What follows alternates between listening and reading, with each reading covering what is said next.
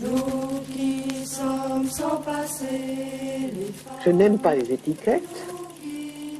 Femme, en un sens, est une étiquette. Voir une femme danser, c'est très joli. Voir une femme jouer au football, c'est moche. Le sport féminin n'est pas suffisamment visible dans les médias.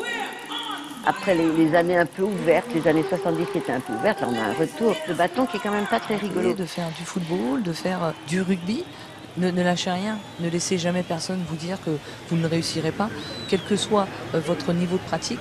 Du moment où vous êtes heureuse, c'est l'essentiel. Alors qu'est-ce qui vous amène à faire du rugby ? Le foot n'a pas voulu de moi.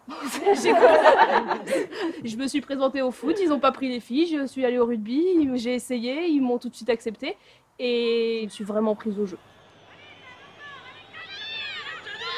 C'est un sport de filles ? Bien sûr. C'est un sport. Mais quand vous dites ça en général aux gens, ils réagissent comment ? Ils sont surpris, ouais. Surpris peut-être à faire du rugby. Surtout quand ils nous voient dans le civil, entre guillemets.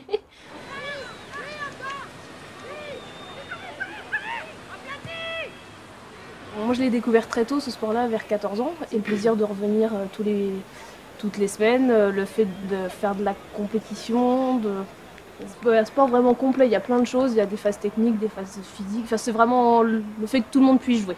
Après, outre tout ce côté, il y a aussi l'esprit d'équipe qui nous amène à nous dépasser et justement à aller à cet objectif ensemble. Et c'est aussi une source de motivation. Pour ma part, c'est les valeurs que véhicule le groupe. Le fait que ça engage le physique. Il n'y a pas, quand on a une relation, des amis, on va se voir, on va prendre un café, on va discuter, et tout ça.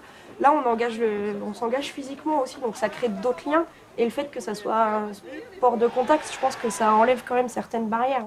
Donc il y a une grande solidarité entre vous. En fait. Oui. C'est mon plaquage, c'est nos fautes qui nous mettent dedans.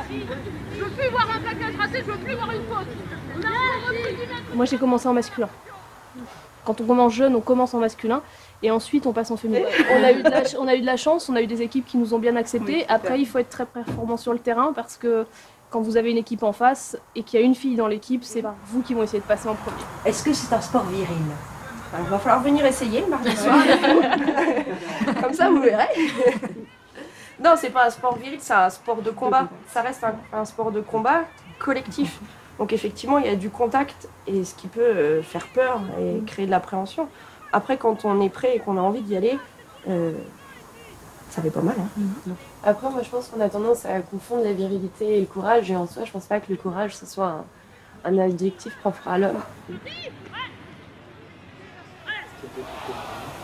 Moi, j'ai un ami qui joue dans un autre club et qui revient régulièrement à me dire qu'il comprend pas pourquoi je joue au rugby. Et effectivement, donc tous ces problèmes-là, c'est pas féminin, c'est pas joli à voir, c'est pas joli à regarder.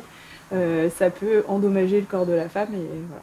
Moi, je me suis mariée il y a quelques années avec un joueur de rugby. Lorsque je lui ai dit que je jouais au rugby, le prêtre est passé par toutes les couleurs. Il ne comprenait pas qu'on puisse infliger de telles choses au corps de la femme. Mais après, je pense pas qu'on fasse ce sport non plus pour plaire en soi.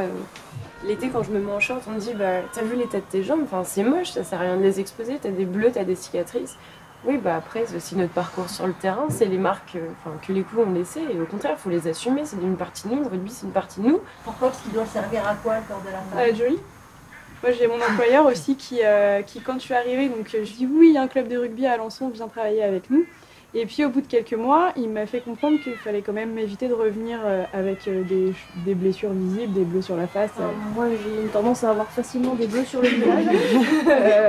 Et c'est très mal perçu. C'est-à-dire que sur un homme, ça fait viril, sur une femme, c'est moche. Battue. Et en plus, ça fait femme battue.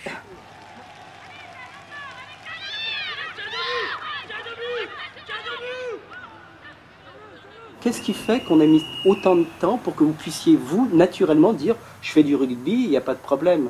Alors qu'on remonte à quelques décennies, et je vous assure que c'était très problématique. C'était des problèmes pour tous, c'était des problèmes pour être scientifique, exactement, pour être intellectuel, pour être sportif. Heureusement qu'il y a eu des femmes dans le courant du siècle dernier qui se sont mobilisées, qui se sont battues pour qu'effectivement aujourd'hui on puisse être à l'aise. Alors le rugby peut-être encore plus parce que c'est aussi disposer de son corps, ce qui n'était pas forcément évident non plus. C'est peut-être ça qui a fait que par rapport à d'autres sports c'était encore plus compliqué. D'accord. Mais j'ai notamment joué dans un club où l'équipe féminine était tellement mal acceptée qu'on n'avait pas le droit de s'entraîner sur le même terrain qu'eux. Il a fallu qu'on trouve un terrain dans une autre commune. On s'entraînait le soir, on n'avait pas le droit d'utiliser leur maillot. Quand il y avait des matchs, on nous demandait on demandait aux joueurs de ne pas venir nous voir jouer. Voilà. Ça s'est passé dans un seul club. Est-ce qu'au fond, le rapport homme-femme n'est pas ainsi et les hommes se permettent ce qu'ils se permettent depuis toujours, parce que tout simplement, biologiquement, ils ont des muscles et qui peuvent menacer plus facilement les femmes de les soumettre avec les muscles. C'est un rapport de force en quelque sorte. Est-ce que vous partagez ça? De toute façon, oui, ils sont plus forts que nous. Voilà, après, nous, on vient au rugby comme si on allait faire une heure de danse ou une heure d'aquagym. Pour nous, c'est la même chose. On fait une activité sportive.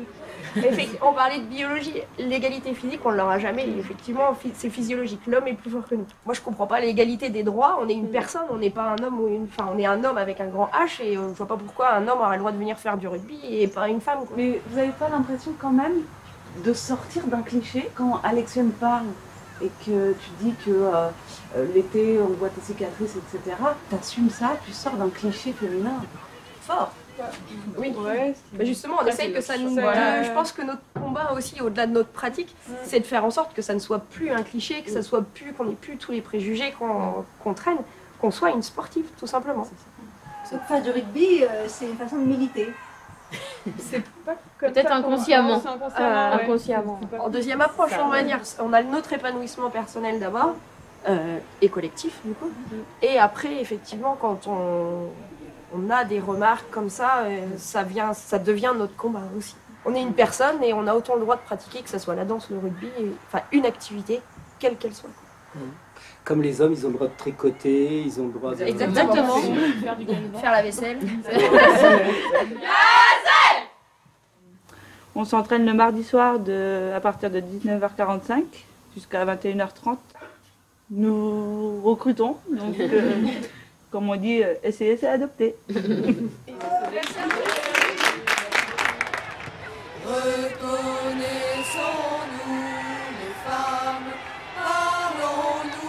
Alors que la compétence est là, alors que la performance est là, alors que les femmes sont parfois meilleures que les hommes, et pourtant... Quand vous voulez avoir les mêmes moyens que les hommes, c'est beaucoup plus difficile pour une femme. Même après avoir gagné la Route du Rhum, moi j'ai eu plus de difficultés à avoir des sponsors. Et je pratiquais un sport masculin et de ce fait-là, obligatoirement, on vous attend au tournant. On n'est pas forcément obligé de hurler, de jeter les soutiens-gorge dans la rue et d'être lesbienne. On peut être féministe.